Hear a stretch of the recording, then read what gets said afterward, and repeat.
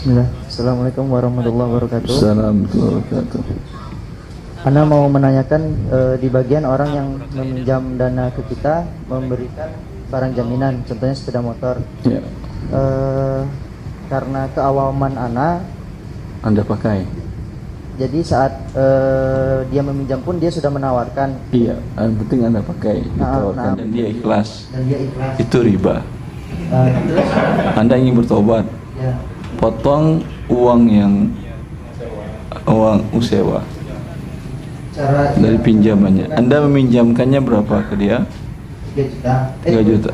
2 juta. Berapa kali Anda pakai motornya? Setiap hari. Tidak setiap hari. Perkirakan berapa hari dengan baik, perkirakan. Biasanya sewa motor per hari berapa? Tergantung kondisi motornya. Assalamualaikum warahmatullahi wabarakatuh. Ikhwan dan muslimin yang dimuliakan Allah.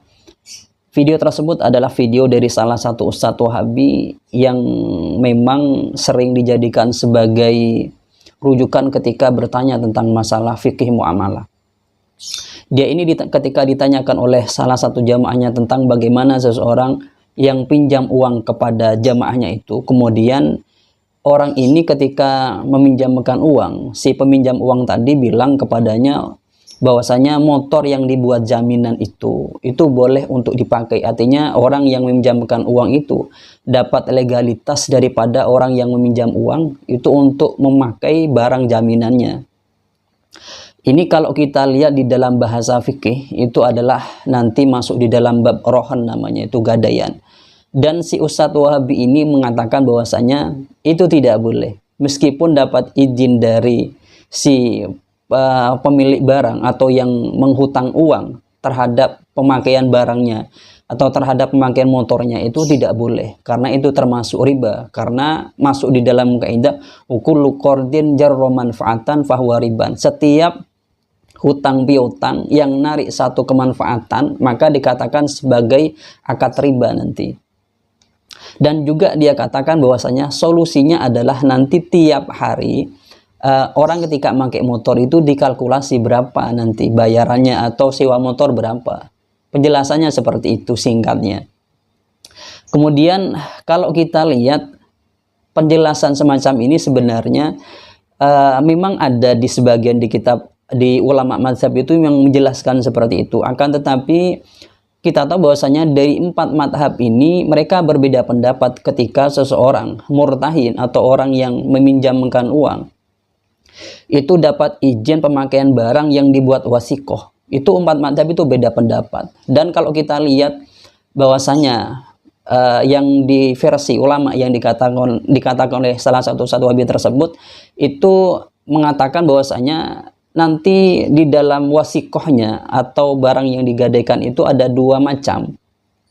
Ada yang membutuhkan kepada mu'natukutin, ada yang tidak membutuhkan kepada mu'natukutin. Kalau bahasa kita, ada yang membutuhkan kepada makanan atau yang butuh diberi makanan, ada yang tidak butuh kepada diberi makanan. Kalau yang membutuhkan kepada diberi makanan seperti hayawan. Kalau yang tidak membutuhkan kepada makanan maka seperti rumah atau yang lainnya.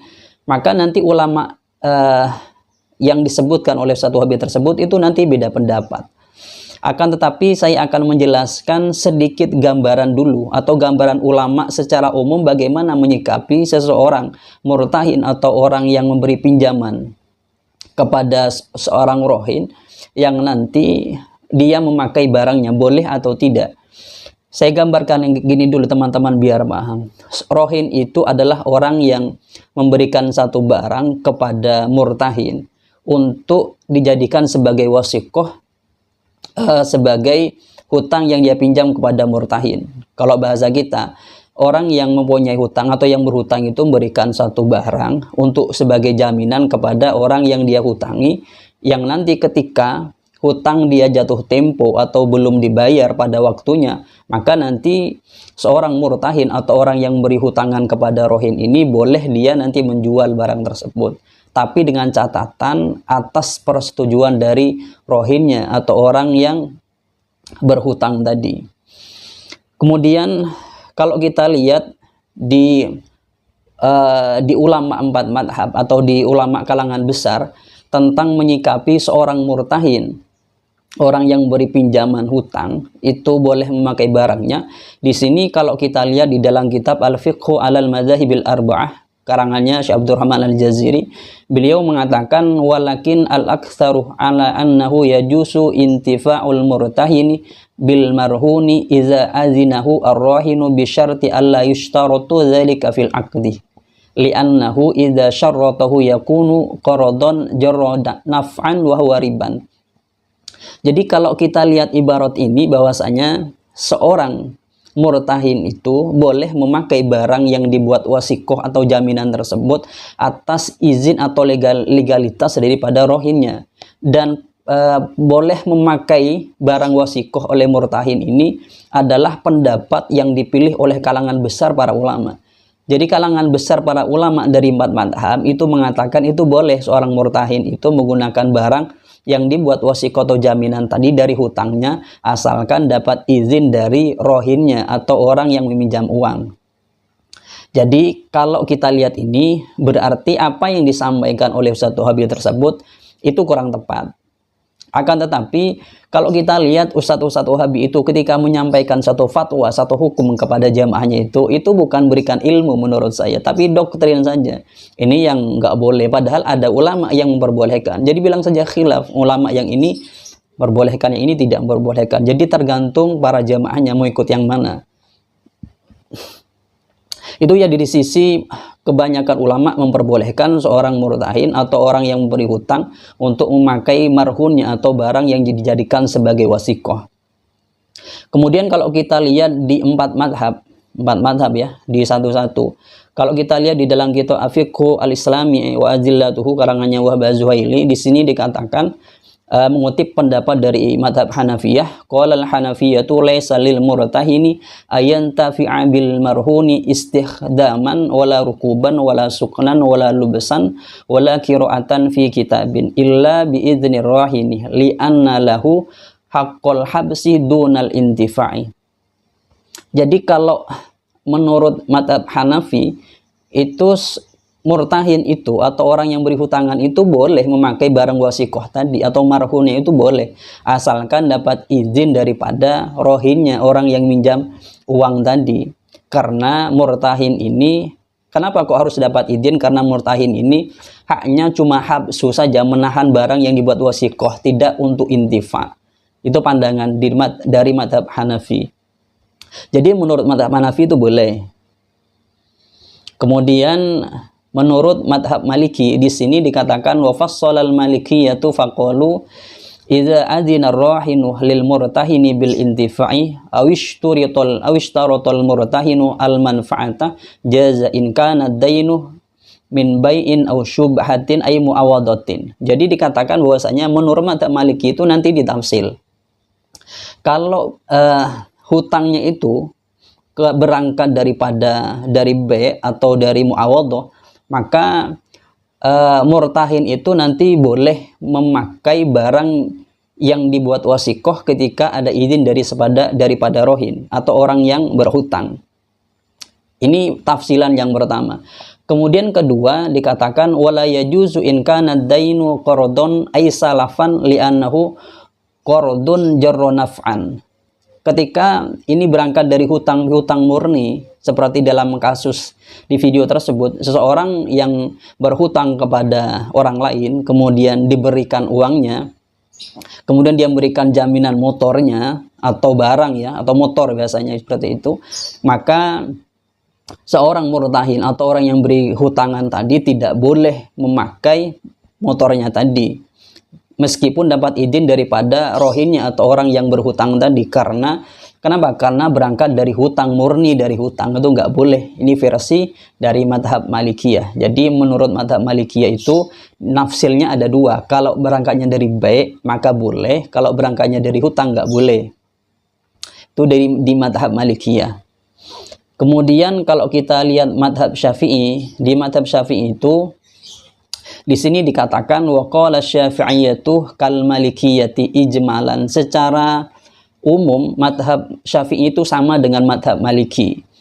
Laisa lil murtahini ayantafi'a bil aini al marhunati. Tidak boleh seorang murtahin, orang yang beri hutangan itu, hutangan nanti dalam kasus rohan ya, seorang murtahin itu memakai barangnya, meskipun dapat tidak boleh ya seorang murtahin memakai barang daripada mausukoh tadi atau mausuk tadi atau marhun tadi, nggak boleh. Kenapa nggak boleh? Karena ada hadis Nabi Muhammad SAW, yaitu la yaghlakur rohnu min soibihi alladzi rohanahu. Jadi kalau bahasa kita, tidak boleh seorang rohin itu atau rohin ini, rohnun ini tidak mencegah kepada pemilik barang tersebut untuk menggunakan barang tersebut.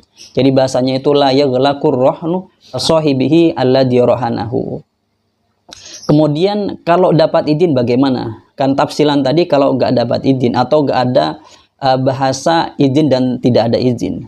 Kalau ada izin di dalam mazhab Syafi'i dikatakan fa'illam yakun al-intifa'u masyruton fil aqdi jaza lil murtahini al-intifa'u birrohni bi'idni sahibihi.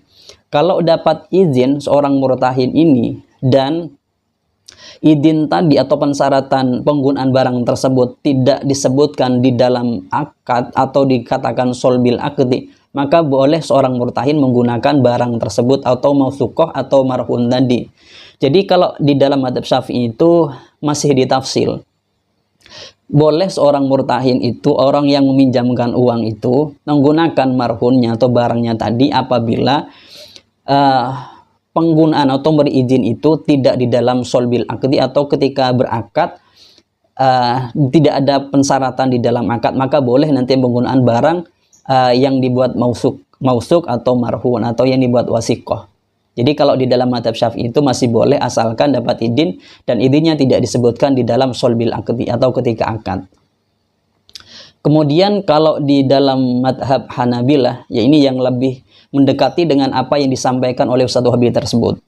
Kalau di dalam mazhab Hambali dikatakan di sini dibedakan antara ma la yahtaju ila mu'nati kutin dengan yang ma yahtaju ila mu'nati kutin.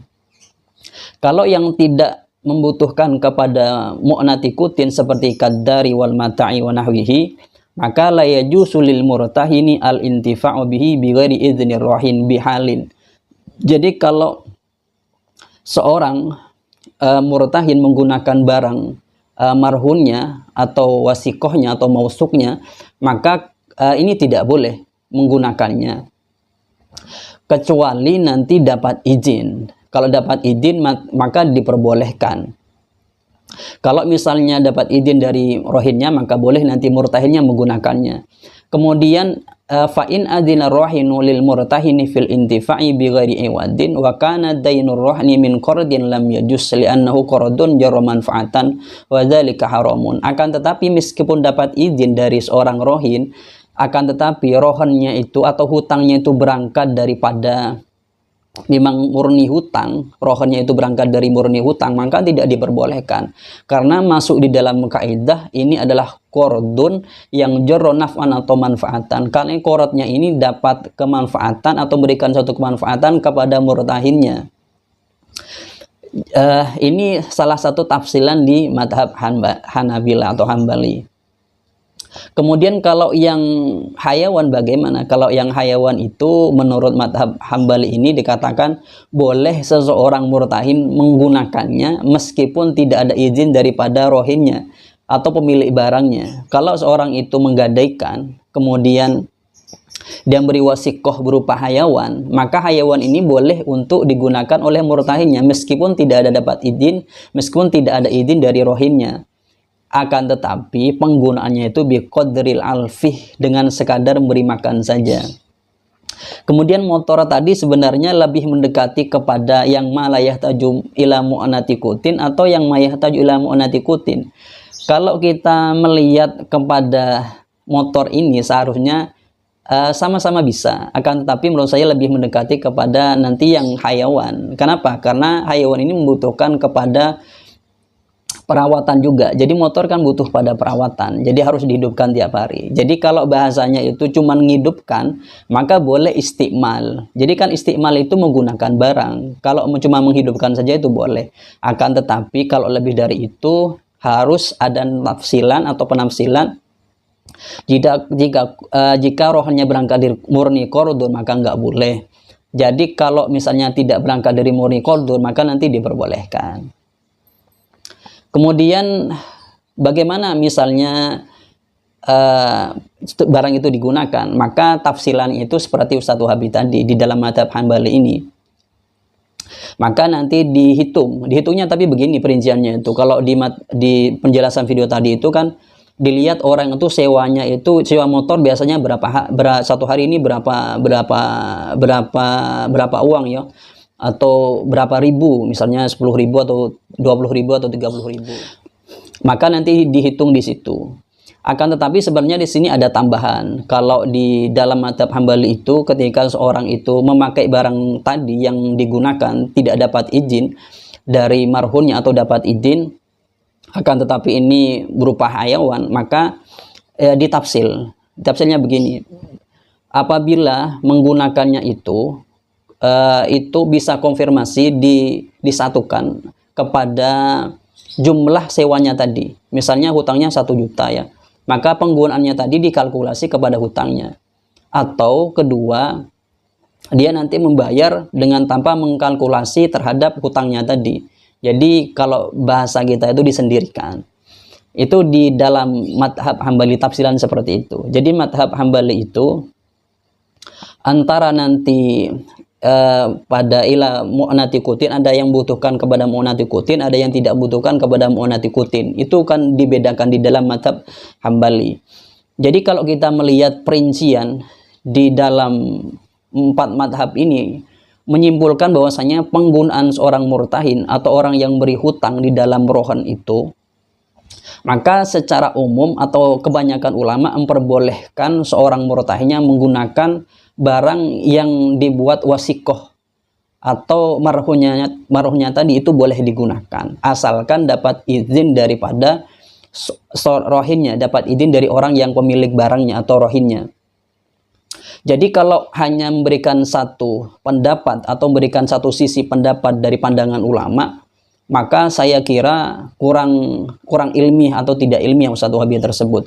Atau kalau misalnya dia mengatakan seperti ini, saya kan langsung mengkaji dari Al-Quran dan hadis atau nas-nas dari as-sunnah atau dari Al-Quran.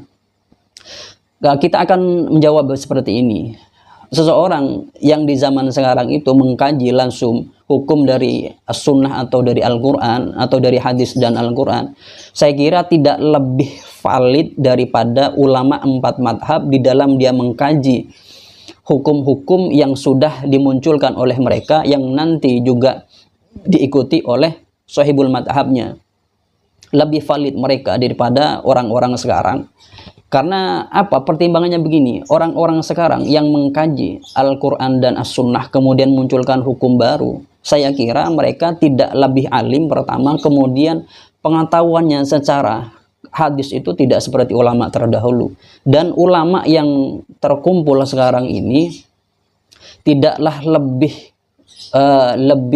lebih kualitasnya daripada ulama terdahulu, karena ulama terdahulu itu masih banyak ulama yang hidup, masih banyak orang yang bisa mereka tanyakan. Kalau pada era sekarang ya, kalau satu Wahabi yang ditanyakan ya ulama Wahabi, mereka tidak bertanya kepada ulama yang lain atau setidaknya membaca referensi para ulama yang lain. Mungkin itu yang bisa kami sampaikan atau yang kami jelaskan, yang intinya bisa teman-teman simpulkan sendiri. Dari kami semoga ini bisa menambah wawasan teman-teman, dan juga dari kami assalamualaikum warahmatullahi wabarakatuh.